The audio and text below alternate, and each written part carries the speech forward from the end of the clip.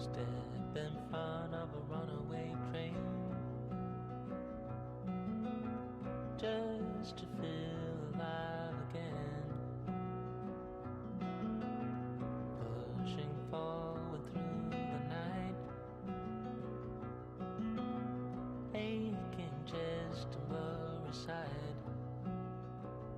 It's so far away. It's so far away.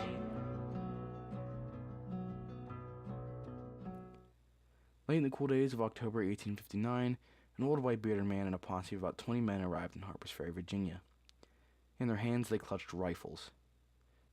The group of men had one intention that night, and it was to free the slaves. Approaching the town's armory in the late dark of night, the old man reached the gate and demanded it opened to a nearby guard, who quickly denied him entry.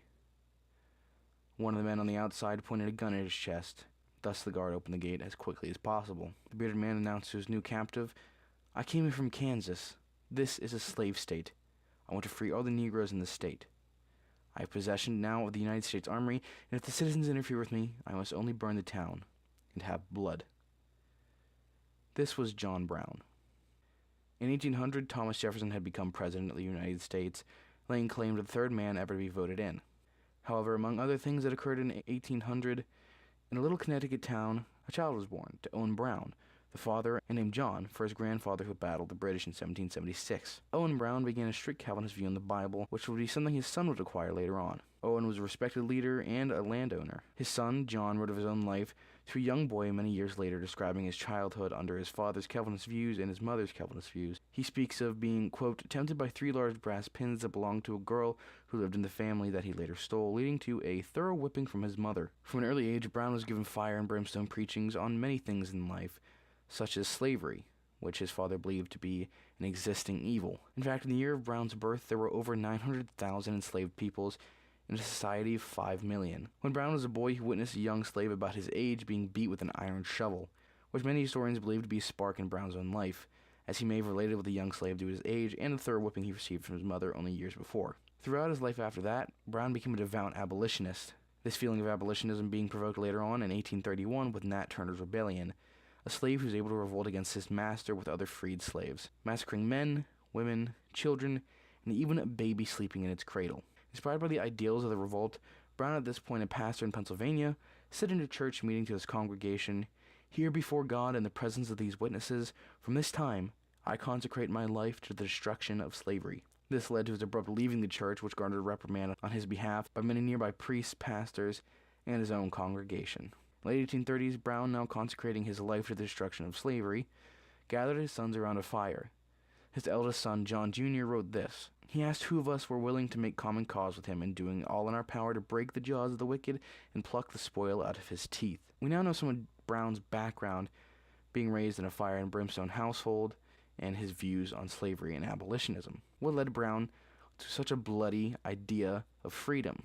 It was around the mid-century in the 1850s when many Northerners were coming to a common concession that the so-called peculiar institution of slavery, peculiar meaning distinctive to the South, was an evil. However, President Miller's film put in 1850 that slavery was, quote, an existing evil for which we are not responsible. In the 1840s, as the United States was manifesting its destiny to the westward reaches of the plains and beyond, and new territories were gained by the Mexican War, the threat of slavery became largely increased. With new lands in the South came new farms, and more space for slaves to toil and suffer. With this, Congress pressured to cut a cheap deal with the North. California would be admitted as a free state, and the 2 new territories of Utah and New Mexico would be left unresolved. Soon thereafter, in 1850, this Fugitive Slave Act was laid in place. This act allowed any runaway slave to be chased down to the north and recaptured, and any Northerner would be forced to help the slave be recaptured. If a Northerner was found helping a slave to freedom, it could mean 10 years in prison, hard labor. Infuriated, Brown wrote, quote, let the first blow be the signal for all to engage, and when engaged do not work by halves, but make clean work with your enemies. Brown was ready to spill blood. It was in 1854 that an Illinois senator, Stephen Douglas, proposed a railway to stretch through the vast and open plains to the west in what is now Kansas and Nebraska, this including 6 other future states, of course, all of which had laid north of the line presented in the Missouri Compromise, which laid the foundation of slave states being held below a certain parallel in the south, and any states north of said line would be free states. However, a law was put in place by current President Franklin Pierce that would allow settlers to vote on slavery to see if said state would be a pro-slavery state or a freed state. As mentioned, this law was signed in by President Franklin Pierce in May of 1854, called the Kansas-Nebraska Act. And of course, this received serious backlash in the North, so much so that the author of the law had written, "I could travel from Boston to Chicago by the light of my own effigy." In the following years, a string of events will lead Brown to his ultimate conclusion that the only way to free the slaves was through sheer force and bloodshed. In the summer of 1854, the Kansas fever, as one historian put it, had struck Ohio, where John Brown had a few grown sons living on orchards and farms. One son, John Jr., sold his own farm and moved west, quote, "with a view to help defeat Satan and his legions," end quote. Remember that the Browns were very fire and brimstone type people, John Brown believing that God had chosen him to free the country of the chains that binds its own freedom, slavery. His own son's action had inspired him so much to flee west to help the cause that Brown was willing to go in an instant. However, he couldn't go just yet, as he was a full-time husband and father, even writing that if he weren't so devoted to his family, he would leave to go to Kansas. Meanwhile, in Kansas, border ruffians, as they were called, threatened many abolitionists to begin to surge into the state to vote. These ruffians came from bordering Missouri and harassed anyone with free soil leanings.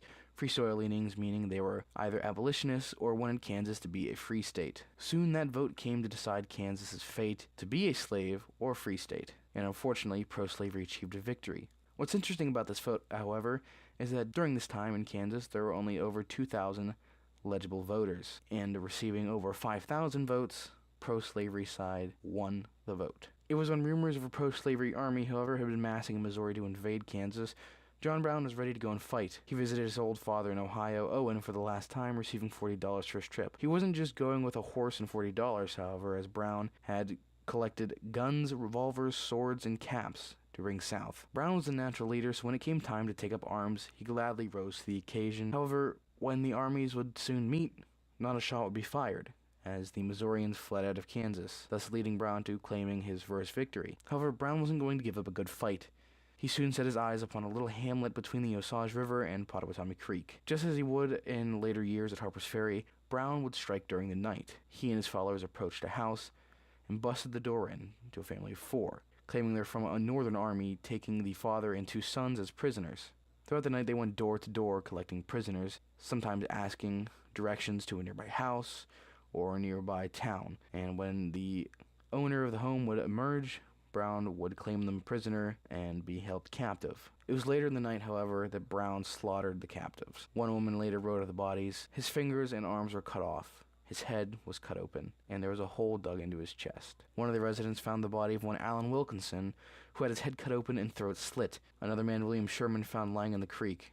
His skull was split open in 2 places, and some of his brains were washed out by the water. A large hole was cut in his breast, and his left hand was cut off except for a little piece of skin on one side. This brutal attack enraged pro-slavery forces, who were now determined to crush Brown and his abolitionist party. 10 days after the massacre of Pottawatomie Creek, Brown was confronted at the Battle of Blackjack, which occurred in June of 1856. It was a swirling battle of confusion that took the course of a half a day to end, involving nearly 100 combatants. The pro-slavery forces, however, surrendered because they believed they had been outnumbered by Brown's own forces, the commander of the pro-slavery force later saying, "I went to take Old Brown, and Old Brown took me." This battle also garnered some attention to Brown and his cause, which was widely covered by Northern press, as they were kept up to date on his campaign. The campaign to destroy slavery, however, was brought to an abrupt end with the Battle of Osawatomie, which was John Brown and the Free Soilers' camp. It was here at Brown's camp, with 40 men to defend it, Kansas fear began to sputter out. With a spirited defense, as Tony Horwitz wrote, Brown was overwhelmed and forced to retreat. This battle, though, allowed Brown to take on the nickname of Osawatomie Brown. Not so catchy, but it works. In a final defeat, Brown's camp, as he retreated, was burnt down by the pro-slavery forces. With his defeat and the campaign's end, Brown's family soon became under pressure. Frederick Brown, a younger son to John, was murdered in the middle of a road by a pro-slavery preacher who was enraged at Brown's followers for attacking his property. And despite the spirited nature of the campaign, it was a loss. And Brown would not stop here, as he would soon tell his son Jason, "God sees it, I will die fighting for this cause," and claimed that he would invade the South, to which he called Africa, saying, quote, "I will carry the war into Africa," and he will do just that.